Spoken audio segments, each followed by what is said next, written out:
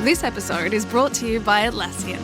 Atlassian software like Jira, Confluence, and Trello help power global collaboration for all teams, so they can accomplish everything that's impossible alone. Because individually we're great, but together we're so much better. Learn how to unleash the potential of your team at Atlassian.com. That's Atlassian.com. Tap the banner or visit this episode's page to learn more. Atlassian. The DFS studio is brought to you by DraftKings.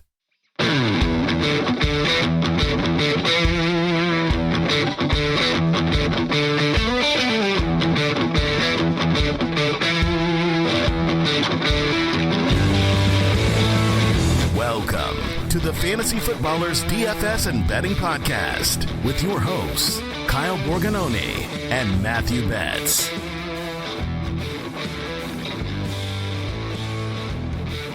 Welcome in. October 20th, we're back. Fantasy Footballers DFS and Betting Podcast. I'm your host, Kyle Borganoni, and I'm joined, as always, by Matthew. You got to be feeling pretty good about yourself, Betz. I'm feeling great, dude. The vibes are high right now, currently. We got Thursday Night Football in the rearview mirror. We've got a weekend full of Phillies baseball ahead. We've got a gross, disgusting main slate to talk about. And, dude, I'm not going to lie. The slates where you just feel so uncomfortable, there's less games, there's injuries, teams are on bye. I absolutely love these slates. So I'm excited to break it down. I think this is where our biggest edge is in DFS. Yeah, I wanted to save my thoughts. Betz and I usually, we riff before, we riff after. It's part of the gig. We're just riffing. But sometimes I want to cut myself off because I want to give those fresh, raw thoughts on the podcast to the people, because on this slate, I'm tempted to break some of my rules and play more GPP. Like you and I, our bread and butter is cash, and then we'd say if we win in tournaments, Yahoo! But we know we would say we have an edge over the course of the season. I think our listeners do too. And I think there are some smart cash plays, some ones to stay away from. But man, with so few games on this slate, just 10 in general, and then also just only a couple that really hit the marks we want. Like there's only 2 that we would say like, wow, these are really pace up. And then the rest are like, okay, you can find some correlation. You can find some other things. So any early initial thoughts? I know usually we go to our cash picks. We talk about the games we want to stack, but just overarching your thoughts on this slate. Yeah, we talked about it a little on Tuesday of just saying like, in general, this profile is a pretty low scoring slate. At the time, we were pretty excited about KC and the Chargers game. And I think if you're going to pick one that has the most, best chance to shoot out, it's probably still that one. But the total has dropped a lot since we talked on Tuesday. Last I saw was 48 points. So you're looking at a slate where that's the best game environment. And there's a ton like in the low 40s and 30s, high 30 range. So I just think in general, this is not a week where I'm super excited to go full game stacks with quarterback, double stack, and a bring back on the other side. I think this is going to be one of those kind of old school DFS slates where you just kind of play the plays that make sense to you, find some leverage on the field, and go from there. So I'm pretty excited about it. I think it's going to be a really interesting slate, but I'm with you. I think this is an interesting week for tournaments, kind of given the context of the slate. There's never a better time than right now to get in the DFS pass, because once again, our company decided to slash prices. And Jason actually did the math, and he said, hey, we're now letting people get the DFS pass because we've done, a third of the season's gone. Let's give 33% off. But then Jason started giving the math. It's like, wait, the DFS pass goes all through the playoffs. So this is actually a losing proposition. We're going to be in the red, and it seems like the company's just going to go under because of this. This is not good business practices, and I'm going to talk to HR about this. Yeah, for every new DFS pass purchase with this new discount, the likelihood that Kyle and I get fired goes up. Yep. So yeah, it's not great business, but hey, here we are. Yeah, some people are like, that's sweet. I want your job, so go for it. But yes, DFSpass.com, 33% off, because we said, hey, why would you pay for the first couple weeks if you didn't get in on it? So if you want to get in, go to DFSpass.com. You can get all of our picks for DraftKings, FanDuel, the optimizer, which I am looking at right now. When Betz and I go through each game, we look through these roster percentages. We look at GPP values. We look and see like, hey, this is what this player needs to do in your lineup. Often we talk about multipliers like, it used to be, maybe it's different these days, but it used to be if a player could 2.5x on their salary, we'd be like, sweet, that's awesome. I feel like we're in the days now where it's like, I want a 3x. Like that's kind of what I'm hoping for. So you can get all of those in our optimizer, all of our expert articles, everything you want in the DFS pass. So take that free discount and our stupidity and let's do that. But we got some cash picks. Straight cash, homie. There's not one quarterback this week that I feel like the field is just going to fall in love with. In fact, like the expensive guys on this slate, I think are not going to be as rostered as we think because people see that there's value in paying down at quarterback, getting 20-something points, and then being able to jam in a couple of studs at wide receiver and running back. So I just want to say that the roster percentages that I'm seeing from our site are more flat than I realized. So I thought I'd come into this week and just say Mahomes is a slam dunk at 8.3, but he's cost prohibitive. And I mentioned before, like he hasn't tore it up against the Chargers DK points wise. So at 8.3, how many points do you need from Mahomes? I know it's a smaller slate, so we have to adjust for context, but how many points would you feel happy with at 8.3? I think it's a difficult question to answer, like you said, because of slate context. And I usually kind of think about these guys at the top in terms of comparing them to the other guys priced around them, right? So like Josh Allen, Justin Herbert, Lamar Jackson are kind of the top of the pricing this week. And it's like, man, if Mahomes comes out and gives you 20 at 8,300, that might be totally fine for cash games. In fact, it probably is, right? He's averaging just over 21 points a game on DK this year.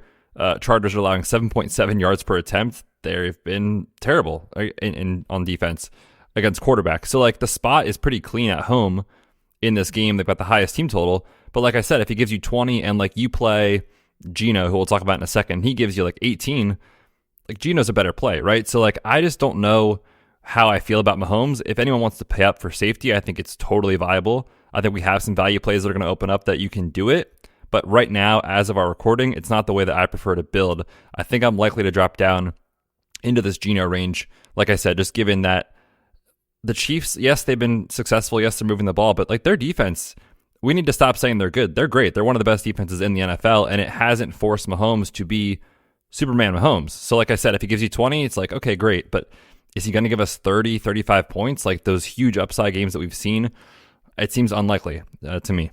Yeah, his projection's around 22. I like you to use an aggregate. So 22, 23 seems about right for a projection. I think you'd be happy with that.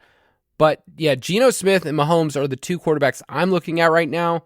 I think Geno's the hardest part is like, do you want to play Ken Walker? And would you, I personally would not feel comfortable playing both of those in cash. Yeah, that's a tough decision on the slate, I think, for cash games. I'm going to play one of those two. I think certainly. Like if I don't play Geno, I'm going to play Ken Walker. I even think I'm toying around with lineups where you do play both. That's tricky. The thing is though, is that like on a slate that's this small, if several teams fail, you only have a few teams that actually are putting up decent fantasy points. And man, the Seattle, they're right behind Kansas City in their team applied total. It's such a clean spot at home against the Cardinals. I mean, you look at any metric you want, the Cardinals are bottom 5 in every single one on defense, including fantasy points allowed to both quarterbacks and running backs and wide receivers. So like, is it possible that he gets there and Ken Walker gets there? I think it's likely. I think it's possible. I think certainly Tyler Lockett can get there in the same matchup. So like Seahawks are going to flood optimal lineups, are going to flood your kind of most optimal plays. Just be thoughtful of how you're doing it. I think I would max 2 Seahawks in my cash lineup. Yeah, that makes sense. We'll talk about that game from a stacking perspective in a second. Can we bring up Russell Wilson? Can I at least say his name? Look, man, I'm toying around with it. I think he might be cash viable. And I'm scared to say those words out loud, Kyle. I really am. I'm terrified because it's not the cleanest spot on paper when you just look at like yards per pass attempt allowed, fantasy points allowed to quarterbacks, those sort of things. You factor in, Green Bay coming out of their bye week. But man, Russ has just gotten it done, right? Like, and at 5,400, if he does come out and give you 15, 16 points, and I keep saying this, example, but like if Mahomes gives you 20, that's totally fine, right? So like, I don't know where I'm at. We're going to talk about that game environment. Where are you at right now with Russ? I just don't know if I could do it for cash, just for like, I want to be able to talk to like my family afterwards and just say, but yeah, you want to sleep at night.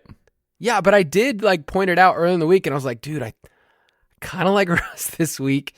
And the more you and I looked into it, we're like, we need to bring him up and then we need to bring up that game. So for me now, I don't think I'll go there in cash. I think Geno or Mahomes just feels like a safer floor, better team implied totals. Just, I'd rather rest there in cash. Now, in tournaments, you can tell me anything you want, and I'll be down with it. So I think he's fine there. Where would you rank them price consider? Because I think those are probably like top 3, you would say, plays right now for cash. Top 3 or 4. Where would you rank them?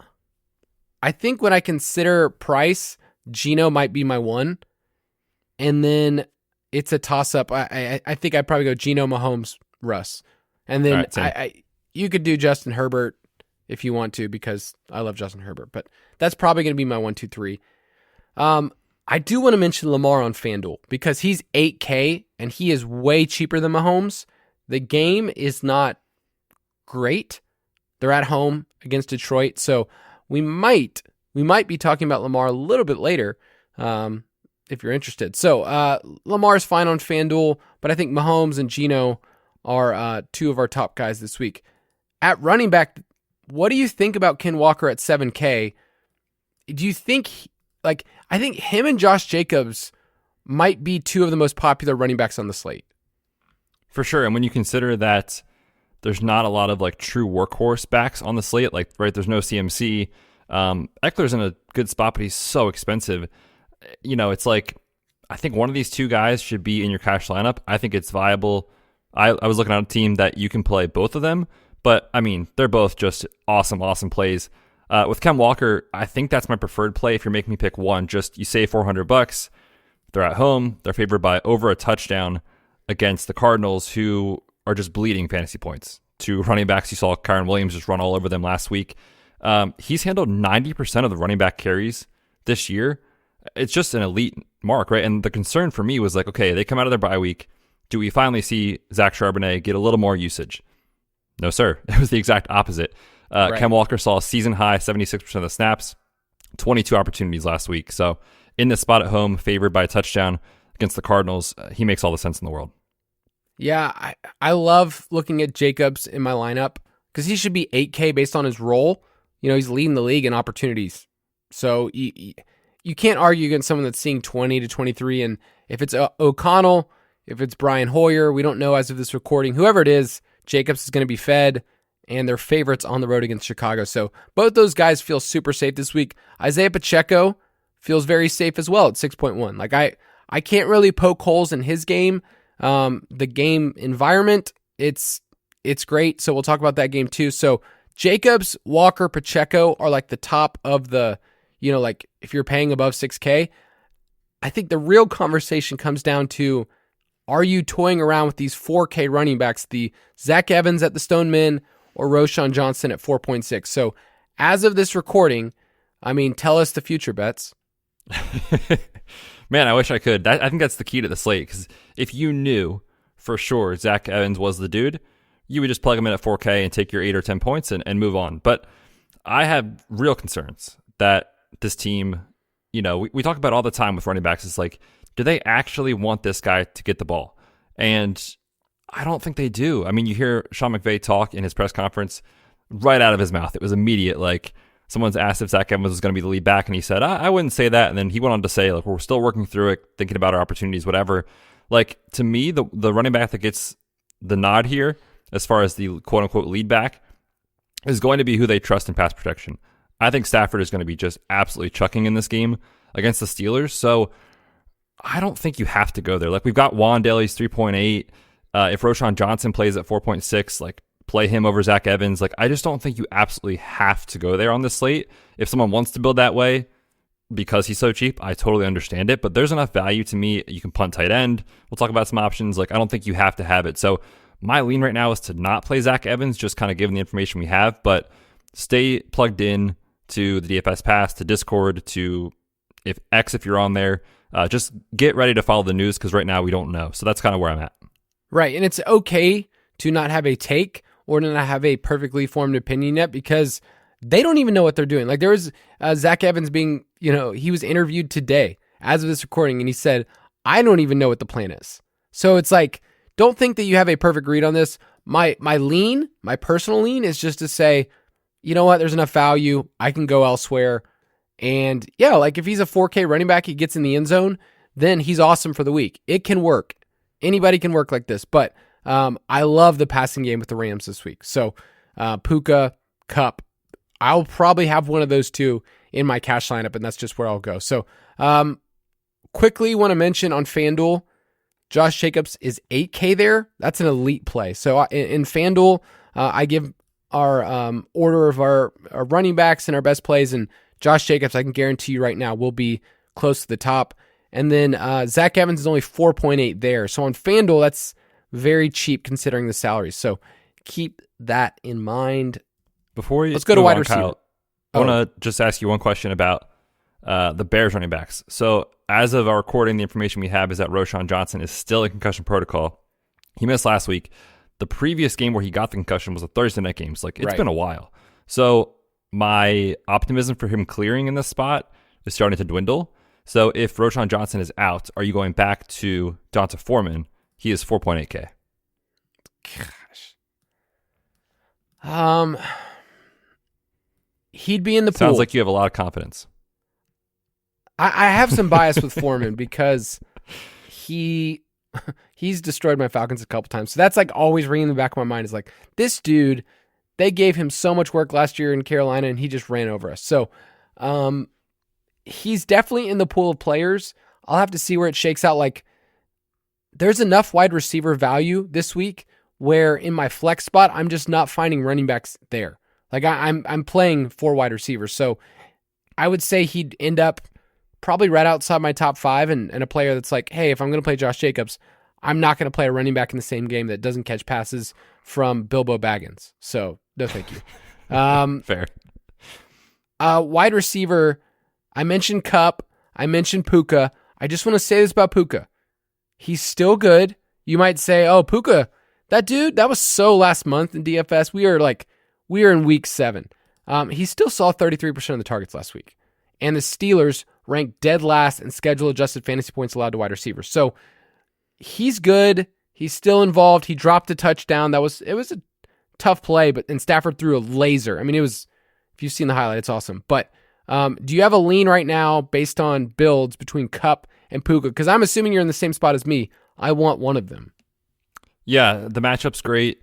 And, kind of said, like, my feel on this is that this running back, this could be wrong, but, like, I just don't think it matters, right? Like, we could spend all week trying to figure out, is it Royce Freeman? Is it Zach Evans? Well, they brought in, Darrell Henderson. Like, Matthew Stafford is going to chuck it. He's going to drop back. What would you say? Where would you put his attempts line at? Like 37.5, something like that? Yeah, I was thinking 35. I think he's going to be thrown all over the place. So I'm with you. I want one of these two guys. The build that I was looking at, you could get up to Kupp in this spot. You need a punt tight end. You need a punt wide receiver, which would be Wan'Dale. But you can do it. So they're both great. I think I lean Kupp if I have the money, obviously. But we're going to talk about Puka later on in today's show. And I think it's a good spot for both of them. And, last week with the Kyron thing, like they came out in the second half and Arizona just couldn't stop it, right? They just kept running it over and over and over again. I don't know that that's going to be the plan this week. So I'm big into both guys. I love the wide receivers this week in the mid-range. So Tyler Lockett at 6K. I think you and I are, lockstep together. We're in. Hollywood Brown at 5.3. I know people are going to look at it and they're going to go, hey, last week it didn't work out. I played him. You're such a jerk. Why did you put him in the top place? The process says you play a wide receiver who's 9th in targets. He's been targeted on 26% of his routes. That's 10th among wide receivers. It's basically Keenan Allen level. And Seattle's not good against wide receivers. So I'm pretty sure Hollywood Brown's going to end up in my lineup. Yep, I'm with you. I think he's in there with the reasons you said. And I'm ready to get hurt again. So let's do it. Why not? So and then Wan'Dale, we've mentioned before, but it's like the role is so strong. And he's been targeted on almost 26% of his routes. Like he's on the field, he's getting targets in a PPR format. It's like, I don't know, where would you put his line? I haven't looked at anything yet, but like I'd put it at 4.5 receptions, and I'd take the over. I think 5.5 is maybe too much. Yeah, that's where it was last week, and it was like 26.5 yards, and he went over both, and he's been getting, like you said, the usage. I think there is zero ceiling at all. So I question, is he a good tournament play? But like, if he gives you, 10 points at 3.8, like you're super happy, right? That's totally fine. And Washington, the matchup is awesome, has allowed the most yards and touchdowns to wide receivers this year. Amon-Ra is totally fine at 8K. Like, I'll talk a little bit about, but I don't mind that game. We're not going to preview it, but Baltimore and Detroit, if you wanted to stack it up, Amon-Ra is just going to project super well in terms of targets. He set career highs in receptions and yards last week, so you can go there at 8K. Zay Flowers in the same game is also a solid play on FanDuel. I like him even more at 6.3, so that's solid. This one feels weird because I never think of this guy as a cash play, ever. But Christian Watson is really cheap on both sites. And on FanDuel, where touchdowns matter more, he's 6.6 against the worst defense probably ever through 6 weeks. So Christian Watson is just a name I want to mention. Probably won't be playing him in cash, but I can see the route where he is a player that gets a ton of usage this week coming off a bye. So anybody else at wide receiver? I'll also throw out Joshua Palmer.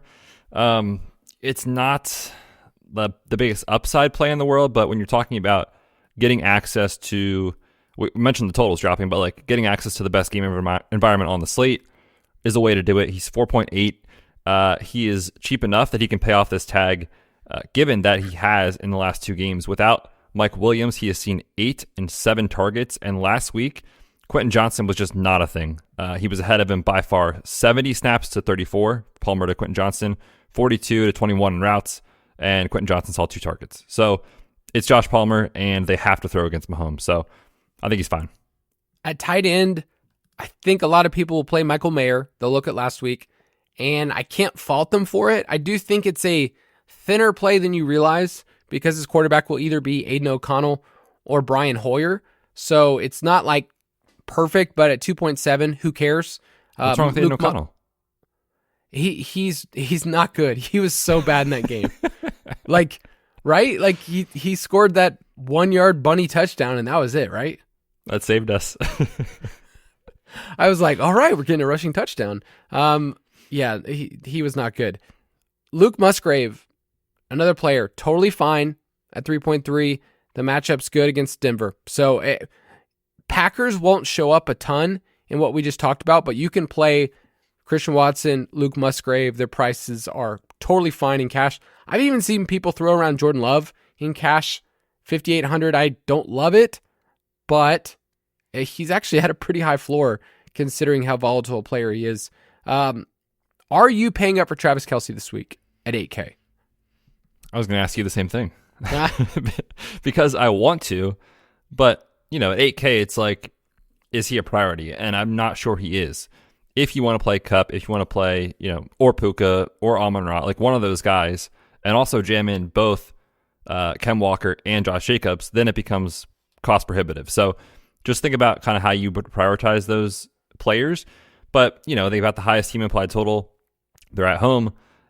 He's seen 8+ targets in every single game he has played, and that includes games where he was limited coming off the knee, when he tweaked the ankle. Like, he is the offense in the passing game, right? And we always try to figure out, is it Rashee Rice? Is it Kadarius Toney? Is it whoever else? It's always Travis Kelce, right? So, like, if you want to pay up for him, I think it's totally fine.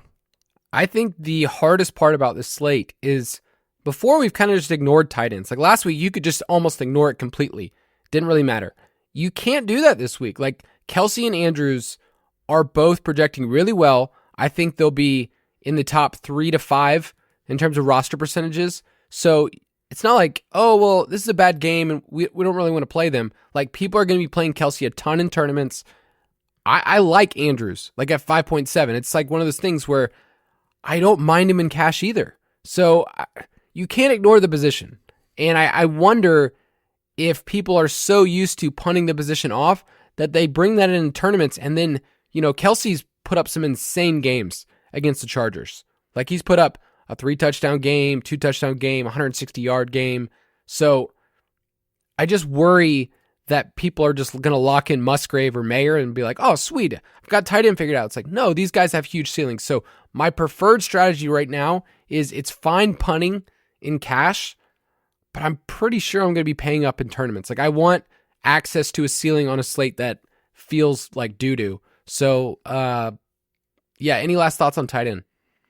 No, I think you put that well in just terms of thinking about, like, cash is very different where we're just trying to get a few points and get out of there.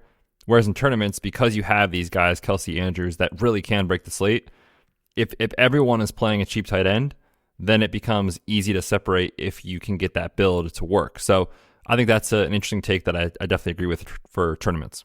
And can I just mention Kyle Pitts, 4K on DraftKings, 5.6 on FanDuel. He's coming alive. And I just want to say it. Do you know, according to Marvin Eloquin's article on our site, he's second among all tight ends in expected fantasy points? I believe it, because the first couple weeks he was just having the ball sail over his head down the field. It's looking a lot better. At defense this week, there's a couple different options that I'm fine with. The Giants at 3K against Sam Howell. If you want to do that, do it. They're 3.4 on FanDuel. I think they're an elite play on FanDuel. But the Ravens at 2.5 and the Chiefs at 2.4 are punt options that are actually really good high ceiling options too. So it's like rare to get both those combinations of teams at home that are favored and yet they're cheap. Like that doesn't usually happen. So is that where you're at too? Yeah, I'm with you that I think I want to play one of those cheap defenses. I mean, Sam Howell's just taking sacks over and over, and the Giants are blitzing at the fourth highest rate. That sounds like a recipe for disaster for the sacks taken. And then the tricky thing with the Ravens is like they've been very good on defense, but I mean on offense, the Lions have been a juggernaut, and their offensive line is awesome. So if I'm picking one of these super cheap defenses, for me, it's Kansas City. Extra time to prepare. They've got a big time rest advantage with the Chargers playing on Monday night, and their defense has just been good, man. 7th in yards per play, 3rd in points per play, 6th in EPA on defense. So I think the Chiefs are way too underpriced. All right, let's take a quick break and we'll talk about stacking.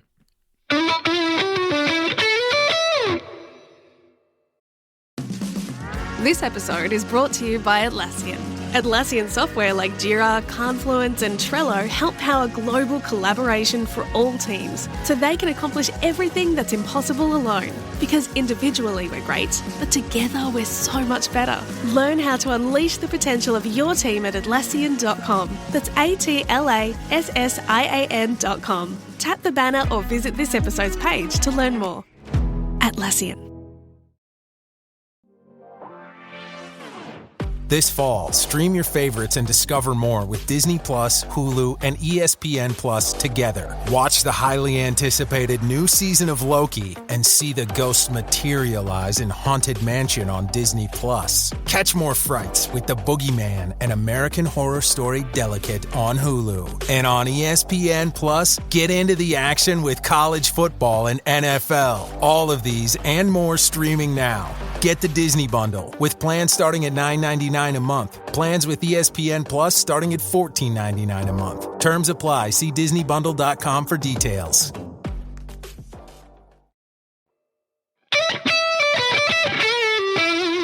All right, Betz and I are going to highlight 3 games that we like this week. We'll talk about the lines, how you could stack these things up, give our Vegas take. So let's get into it. Stack Attack. Game of the week, on the main slate at least, is the Los Angeles Chargers at the Kansas City Chiefs.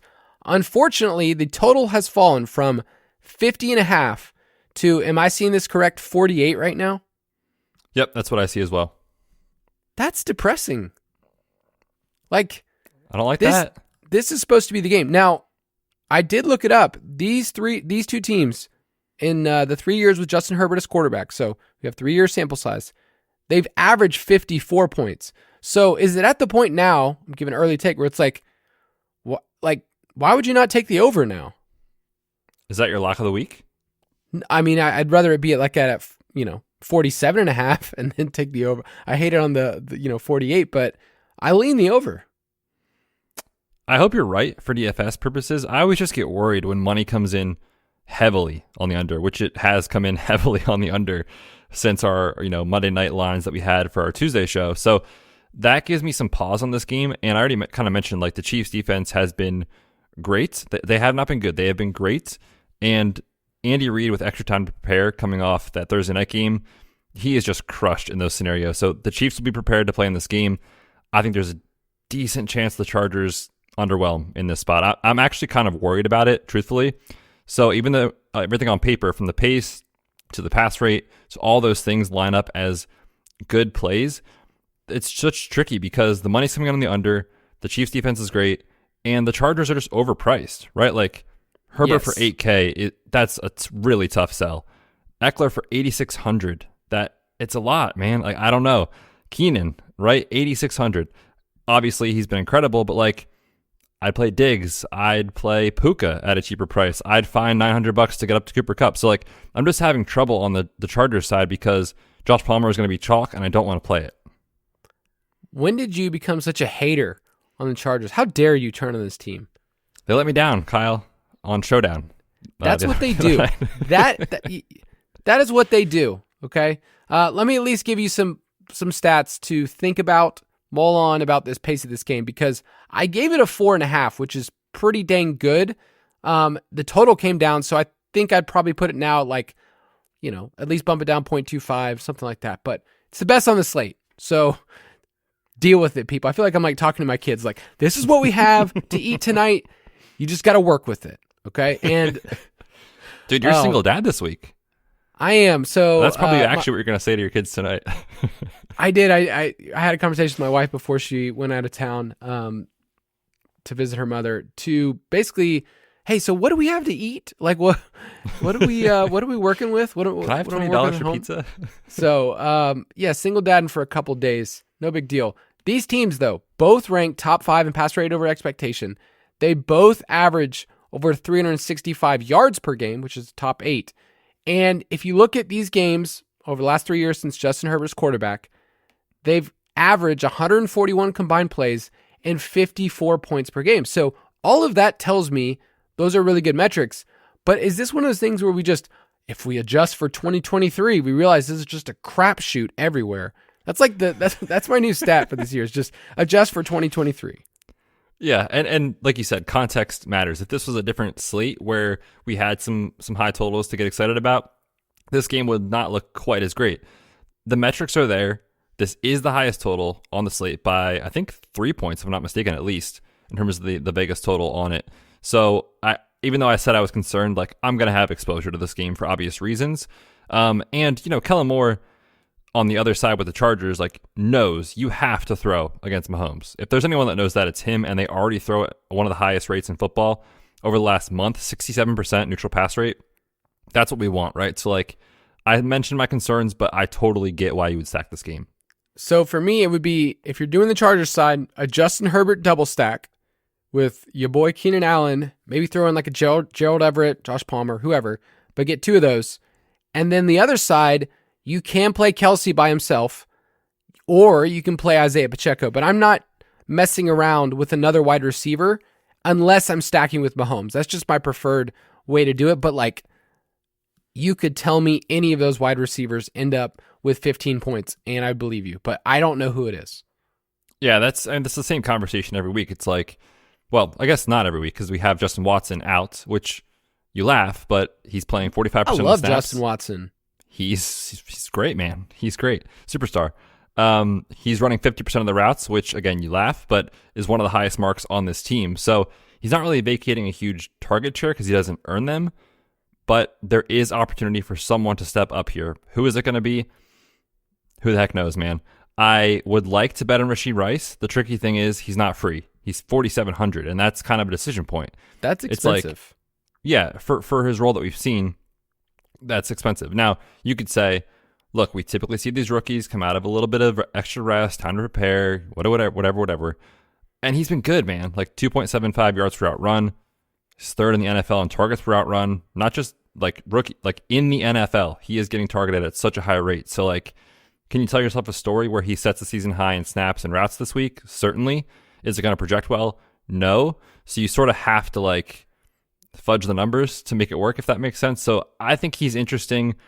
For me, I think he's a better small field play than large field, because I don't think he's going to give you this massive 25 plus point performance that you need to win these like, milli makers and stuff. But in the stuff I play, if he comes out for 4 or 5 catches, 50 yards and a score, like that might be enough. So I'm interested in Rashee Rice.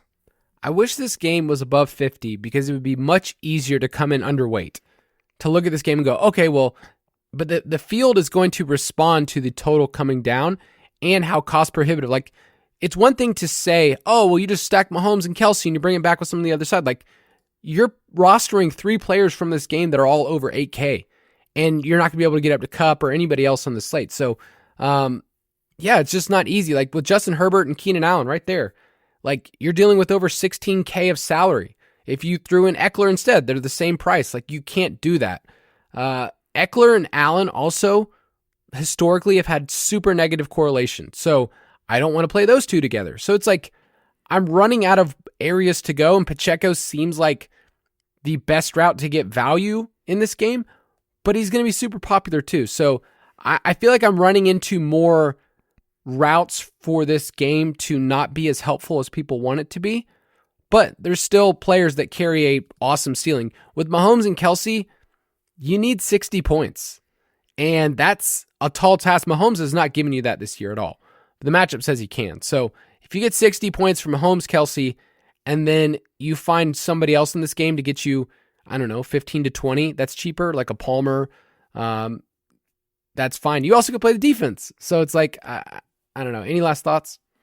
Yeah, I think I share your concerns and thoughts, just like it's price prohibitive. So think about that. So my lean is just to kind of do some like mini correlations here. Like, you play Pacheco and Keenan Allen, or like Rashee Rice and Eckler, or whatever you want to do. Like, I don't think I'm going to get into these kind of double stack situations with the bring back, just because, like you said, it is so expensive.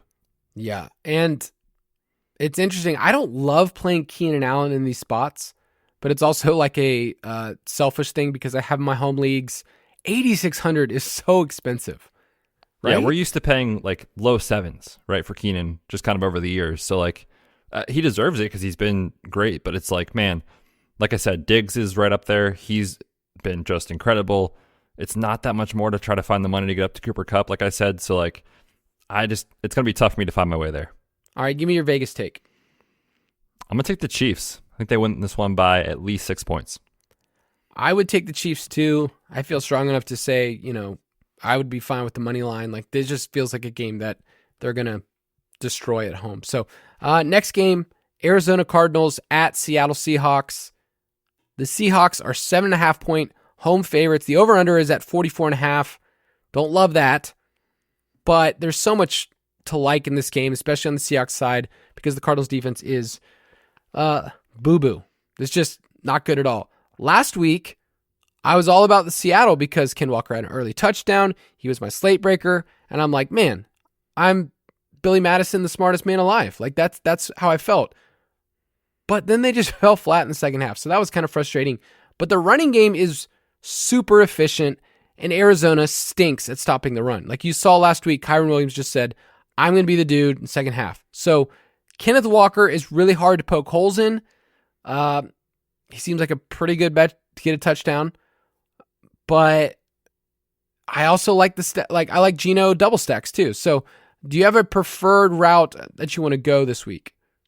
Yeah, I think Ken Walker is pretty good chalk. Honestly, it's like, how can you poke holes, right? We already mentioned the workloads there, the matchups there, their home favorites by a touchdown. And I looked up his splits in Seattle wins since he's entered the NFL. He's averaging almost 19 carries a game, 87 rushing yards, and a rushing score. Nice. It's just a great spot. So like, I think he's fine. And obviously if I'm playing him in tournaments, I want that ceiling. So I'm probably not going to play a Metcalf with it or a Lockett with it sort of thing. Like, I'd kind of just pick him and move on. But yeah, man, we talked about Geno a little bit already. I'm interested in double stacks. I like Lockett. I think the field is going to like Lockett too. So that's a little tricky. But the matchups there, it's great. And we finally saw him come out and have his best game of the year last week. The tricky thing is, do you double stack? And if you do, is DK Metcalf 100% healthy? I don't know, man. Like, I kind of get weird vibes with Metcalf. He was really upset last week. had a hip injury, was questionable to come back in, ended up returning, but like also has been on the injury report with a rib issue off and on. So like, I don't know, man. I don't know where I'm at with DK. And then with JSN, it's exciting because we finally saw the usage increase in terms of his snaps, routes run, and his ADOT, Kyle. Yes. So like, that's what we want to see. So I think it's one of those things that we talk about sometimes. It's like you just play it before you really see it sort of situation. And he's cheap enough that I think it can work. So I think my preferred route is Geno, Lockett, and JSN. I am all for that because JSN's going to come in at what, 3-4%. It's just nobody's going to play him. Lockett is going to carry a lot more roster percentage than Metcalf, maybe double, triple it. So I think Lockett is just so good at his price. His splits against Arizona since 2020, he's averaging 7.4 targets, 69 receiving yards, and half a touchdown. So I think he's a really solid play at his price. Play him in cash, play him in tournaments. But then it's the other problem of this game too. I feel like I'm always pointing out problems, but it's like you Geno double stack or you play Ken Walker. Other than Hollywood Brown, there's no way I'm playing anyone else. Yeah, I don't think you can go there on any of the running backs. It's a brutal matchup against the Seattle rush defense, so like I don't want to go there. Hollywood's great. We already talked about him. Michael Wilson, you can throw a dart, but like there's not really anything you can say that's super encouraging about it. And in these spots where we project a team to lose, especially on DraftKings, I'm trying to find guys that can just rack up PPR points in a negative game script. And that's where I think Hollywood Brown comes in. So it is tricky if you do go full game stack. Just realize it's probably going to be a very popular combination. So in the other spots of your lineup, if you play that, which I think is fine to do, just be willing to get different elsewhere. Walker and Brown. I'm looking at our roster percentage projections right now. Just those two. If you were to just say, I'm going to correlate those two, I'm not playing Geno, I'll stack somewhere else. And relatively speaking, Brown and Walker are not that expensive, like in terms of like what they're going to be over 50%. That's 50% of your roster percentage right there. I can guarantee Hollywood and Ken Walker together. So it's like we like to stay in the range of GPPs around 125% or less. I think that will start to get a little bit tougher, but we both said like these are players we like, and I think it's good chalk, and that's okay. It's good. It's okay that they're popular. Any other thoughts on this game? Are you interested in Trey McBride at all? He's, 2,600, I think? I hate playing tight ends that still are probably sharing time with a quarterback who I think should not be in the league. But I get the price. I brought him up on Tuesday as cash viable at 2,600. So he's somebody that's fine because the way that he got there last week is the end of the game and just a bunch of garbage, dump offs. So we like the Cardinals because they're bad at defense, really bad, dead last in success rate, and their games are top 10 in combined points. So when we factor that in together, there is a possibility for Trey McBride to PPR his way, but not when I compare to the other tight ends on the slate. Like I mentioned, Kelsey, Andrews, I do not want to be killed by them this week. So yeah, that's fair. I think it's tricky because, like you said, and there's other good punt plays too. So I'm going to play around with it and see kind of how I feel and what I think about his usage. The thing is that Zach Ertz is not going away. Like it's kind of a tight end committee, so I think he's a little thin for cash. But like if you're playing a Geno stack and you want a different bring back, I think it's okay, especially in like smaller field stuff. All right, my Vegas take is I think Seattle blows the doors off and puts up 30 plus points. Yeah, I was going to say I like Seattle to lay the touchdown here at home. All right, last game we're going to talk about is the Green Bay Packers at the Denver Broncos. Brett Favre, John Elway. Feels like we're back in the 90s. Very 90s teams, right? Like classics. Yeah, classics. Like, we're talking like 95, 96, 97, 98. Like those are the teams. But we do not have those quarterbacks. We have Jordan Love and Russell Wilson, who are two of the most volatile quarterbacks in the league. One play, Jordan Love can look like this guy can be an all-pro. And the next play, it's like, why is he their quarterback? Why did they spend the time and the resources? Somebody, I just want somebody fired. Somebody from the Packers fired for their job. But here we are. So the Packers are coming off the bye. The line right now is Packers -1. The over-under is 45. So close game. It's basically a pick 'em. The Broncos defense is what's driving some of this game, like I was looking at my game pace scores, like, oh, it makes sense. They're like the worst defense of all time. They're allowing the highest completion rate of any team to start a season in the modern Super Bowl era. So they're bad. I do have to temper some of those stats because they were skewed by a 70-point game. But I'm interested in this game because there's value everywhere. You can stack these quarterbacks and have a bring back and then pay for all the studs in the other game. So it's like you are getting a ton of value. When you start adding up the points, it's like, okay, if you got 20 points from Love or Russ, you'd be super happy with that. 20, a little over that. Then you find their wide receiver. Is it Christian Watson? Is it Cortland Sutton? If you find that wide receiver that gets 18 to 20 points, you're super happy.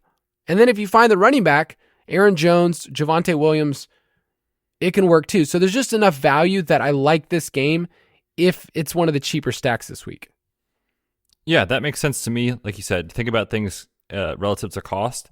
Both guys, as far as the quarterbacks, are cheap. Their stacking options are cheap. So I'm kind of with you in that aspect. And I like what you said at the start of this game preview about just the volatility of these quarterbacks, right? Like you said, Jordan Love, man, he's had times where he just looks like he doesn't know what he's doing. And then before you know it, you go to get a drink or a snack and you come back and he has 15 fantasy points. And you're like, what just happened, right? So like, I think this is a good game to embrace for that reason with those two guys. And the Packers specifically, like the health is trending in the right direction. You get Christian Watson, another week removed from the injury, coming out of the bye week. We talked about how cheap he is. Man, Lockett sitting right there at 6K, Hollywood at 5.3. He is going to get lost in the shuffle this week on DraftKings where he is priced. So I like that call that you mentioned earlier quite a bit. And then where are you at with Aaron Jones? Because he feels like a guy that can easily pay off his tag, right? 6.8. This offense needs him. The matchup is beautiful. But do you think we get the full workload where he's just unleashed this week? The thing about Aaron Jones is you've never really had to like bank on volume. He's always just been more efficiency. And so it's really just saying like, is the Broncos defense as bad as we think? Probably not. But they are giving up 5.6 yards per carry and 172 rushing yards per game.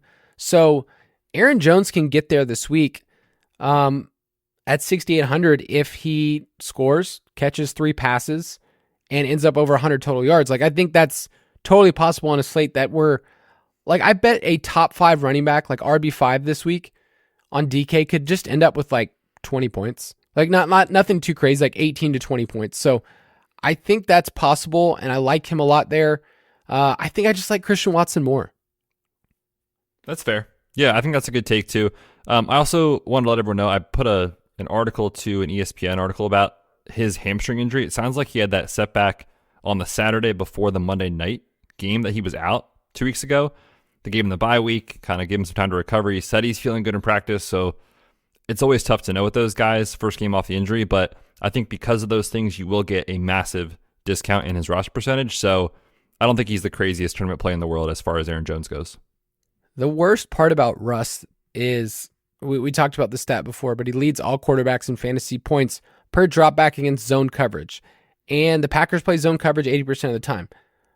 Who are you stacking with? Because Judy, I hate Cortland Sutton. I do love Marvin Mims. Who is he going to run more than 8 routes this week? This is a big, I'm going to break some news here. Sean Payton still has yet to find out that 11 personnel exists. So no, probably not.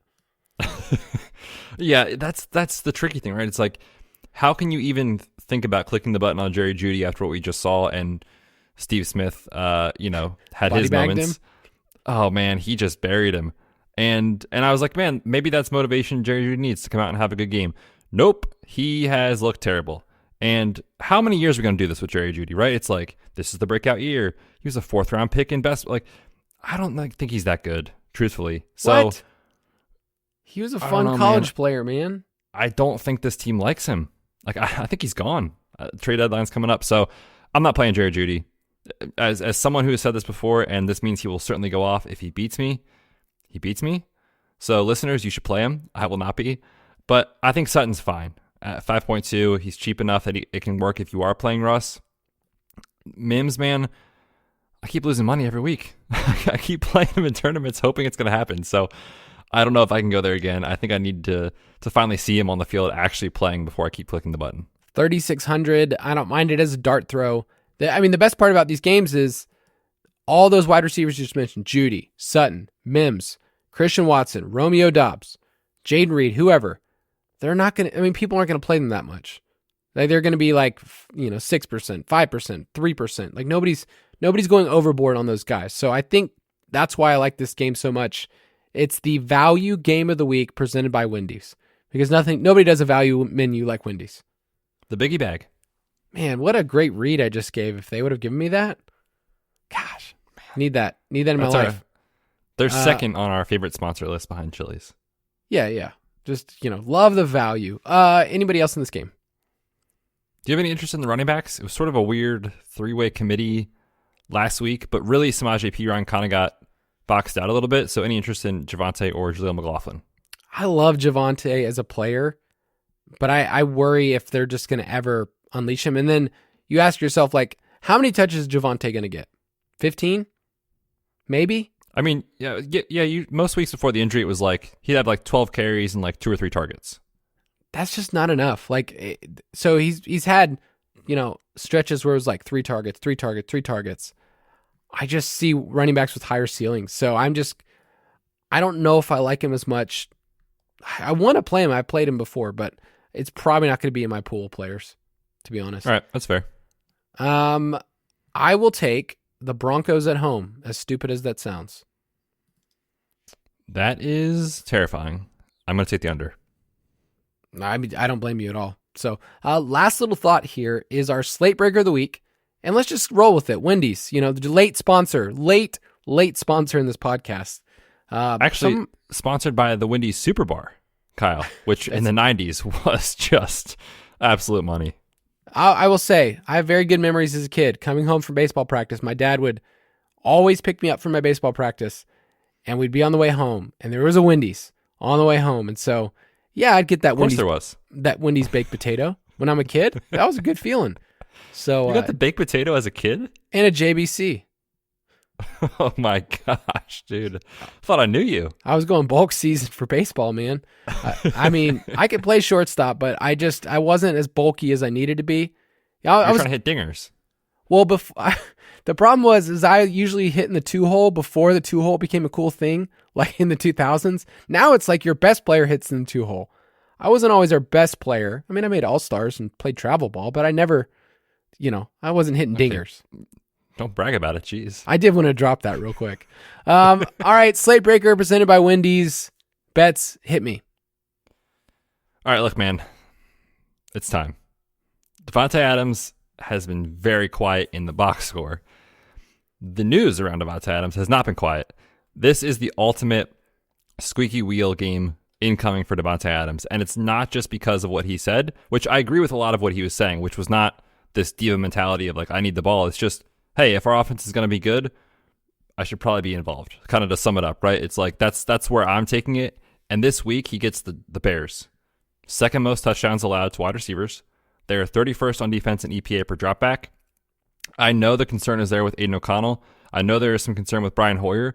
But look, man, in that Aiden O'Connell game, Davante Adams was in and out of the lineup with a shoulder injury. He still had almost 2 touchdowns, and he had, I think it was 7 catches for 75 yards. He could get peppered in this game, and I certainly want to be there when it happens. So on FanDuel, he's $8K. He's cheaper than he is on DraftKings, which is just incredible. I definitely want some Davante Adams this week. I am doubling down this week because my slate breakers are Lamar Jackson / Mark Andrews. I'm down to play that stack this week in tournaments. I don't think that they're going to be unpopular by any means, so you're not getting sneaky here. But Lamar truly hasn't had a massive breakout game. Other than, you look at week 4, he had a 2-touchdown game, ran some in. Lamar's completing 70% of his passes. This might be his best season as a passer. They've dealt with drops. And the matchup says that they're going to have to throw the ball. Detroit is number 1 in the league. Fewest rushing yards allowed. The spot that they struggle against wide receivers and against tight end over the last 6 weeks. That's what we played so far. 29th against tight ends. So I will be playing that stack. Bring it back on the other side with Amon-Ra if you need to, or somebody else. But I'm interested in paying up with Mark Andrews while other people try to fart around with their stinky tight ends. give me Mark Andrews, who's way too cheap, right? Like, if this was a different game environment, like let's say this game was at, I don't know, 46 or 47, I feel like you'd be all in on Mark Andrews. Yeah, but you've I left think he him. could get lost in the shuffle a little bit this week. And he's kind of been at this price for a few weeks in a row, and it's like, he hasn't really done that much. So those are the times that it makes sense to go back. I'm with you. And I was kind of laughing when you were talking because I'm picturing you on Sunday just sitting there eating your baked potato from Wendy's, your JBC, and Andrew's just going off, touchdown after touchdown. Just you're happy as can be on the couch. So for you, I hope it happens. You know what? Based on how this weekend's going, my family, by my family, me and my 2 boys, we might end up at Wendy's. Good call. This is great. I'm glad our sponsors are providing for us. All right, one more segment. Prop it like it's hot. All right, if you want all of our props, you can get them in the DFS Pass, dfspass.com. We get to alert everybody. And in our Discord, I love getting to share these things. But a lot of times, people will be like, I don't want to go for that prop. That's cool. It's up to you. You are the one that get to spend your money as a grown-up on these and do what you do. And sometimes they hit, sometimes they don't. But we are up on the season. We're feeling good. And I just want to throw out one first and foremost that, man, there is nothing better than taking an over on Marquez Valdes-Scantling's receiving yards line and then looking up a couple hours later and Moving the lines. I mean, a real G I am. You're an absolutely sick individual, Kyle. I just have to tell you that. I messaged Betz. It might have been the first thing you saw in the morning. Was it really? Yep. I messaged Betz, and the first thing he says is like, hey, man, I really like this MVS over. He's like, why are you doing that to me? Like, why are you trying to ruin my life? So MVS's line was at 12.5. It's now at 13.5. It'll probably be at 14.5 by the time you see it. But Justin Watson's not playing. MVS is a cardio king, most routes on the team, and he's hit this total in 70% of his Patrick Mahomes games. So I like that one a lot. I also will throw out Tyler Algier over 36.5 rushing yards. The last 2 weeks, he's kind of been the dude that they've used to either milk the clock, grind the tough yards in the 5 zone. He's passed his total last 2 weeks, and he's getting, 14 rush attempts per game. So it's like, it's really ask yourself the question, like if he hits double digits in carries, which I think we would say is a good safe bet, 10-ish, 11 rushing attempts, then 36.5 seems like a total. So a Falcons over and an MVS over. What could go wrong? Dude, you've been pretty hot with the Falcons over, so I do have to listen when you at least say that. But yeah, the MVS one, man, I cannot wait. I'm super excited to watch him have one catch for 11 yards, but at least we can tell ourselves, our spouses, our friends that we got closing line value. That's all that matters, right? Yeah, That's all that matters. I'm going to go with a more fun prop. Okay, Kyle?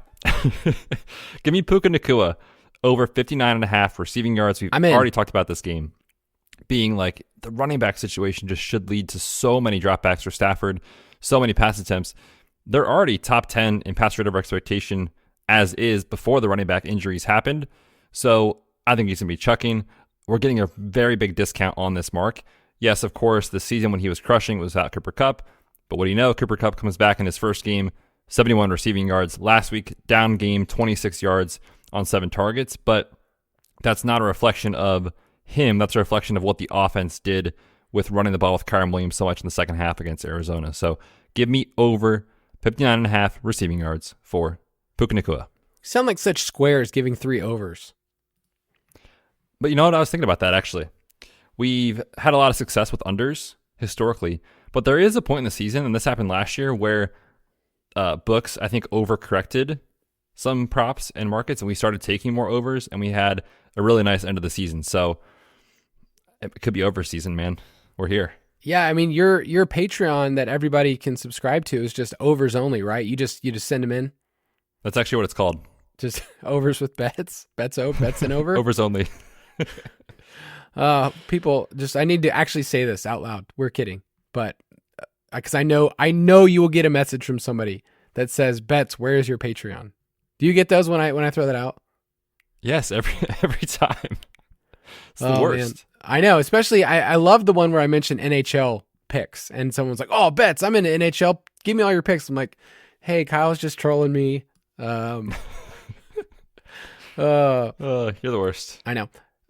Go to ballersdfs.com if you want to play with us. It will direct you to our DraftKings League, Fantasy Footballers DFS, Borg Betz. Betz, I saw you just open up some contests, and I saw someone say, finally, I got in. We keep opening them up, including a huge 600-person contest that's live right now if you want to jump in. So go to ballersdfs.com if you want to get in on it. And the last thing I'll say is, I mentioned at the top of the show, but we are giving a stupid deal, 33% off for the DFS pass. If you want to check it out, what I always tell people, it's rare that you can buy something that you can make your money back in one weekend.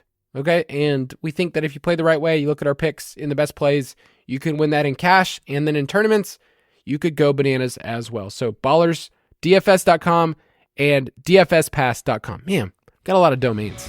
Tell everybody bye. So many. But listen, man, you get that savings in the DFS Pass. You know what you do? You use the money you save.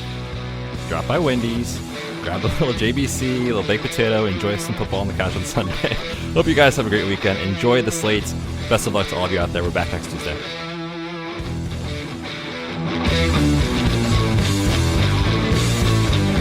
Thank you for listening to another edition of the Fantasy Footballers DFS and Betting Podcast.